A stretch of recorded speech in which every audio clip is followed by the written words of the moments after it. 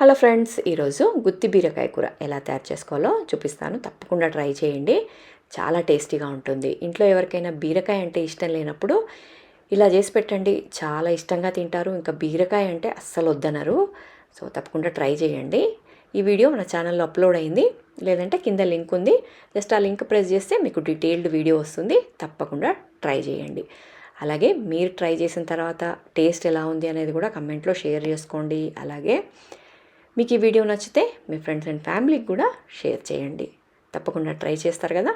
అలాగే మన ఛానల్ని సబ్స్క్రైబ్ చేసుకోండి. ఎవరైనా సబ్స్క్రైబ్ చేసుకోకుండా చూస్తూ ఉంటే సో ప్లీజ్ సబ్స్క్రైబ్ చేసుకొని చూడండి ఛానల్ని. ఇలాంటి మంచి మంచి రెసిపీస్ నేను పోస్ట్ చేసినప్పుడు మీకు ఎప్పుడే నోటిఫికేషన్ వస్తుంది. కాబట్టి సబ్స్క్రైబ్ చేసి పెట్టుకుంటే మీరు ఇమ్మీడియట్గా ఇంట్లో కూడా హ్యాపీగా తయారు చేసుకోవచ్చు. మరి ఇంకెందుకంటే ఆలస్యం, సబ్స్క్రైబ్ చేసుకోండి. అలాగే మీకు ఈ వీడియో నచ్చితే ఒక చిన్న లైక్ ఇవ్వండి. అలాగే మీ ఫ్రెండ్స్ అండ్ ఫ్యామిలీకి కూడా మన వీడియోని షేర్ చేయండి. తప్పకుండా ట్రై చేస్తారు కదా. అలాగే మీకు ఏ రెసిపీ కావాలి అన్నా కూడా మీరు నాకు కమెంట్లో చెప్పండి. నేను ఆ రెసిపీ చేయడానికి ట్రై చేస్తాను. సో చూస్తుంటేనే మనకి ఆ కలరు అదంతా చూస్తుంటేనే మనకి నోట్లో నీళ్ళు ఊరుతున్నాయి కదా.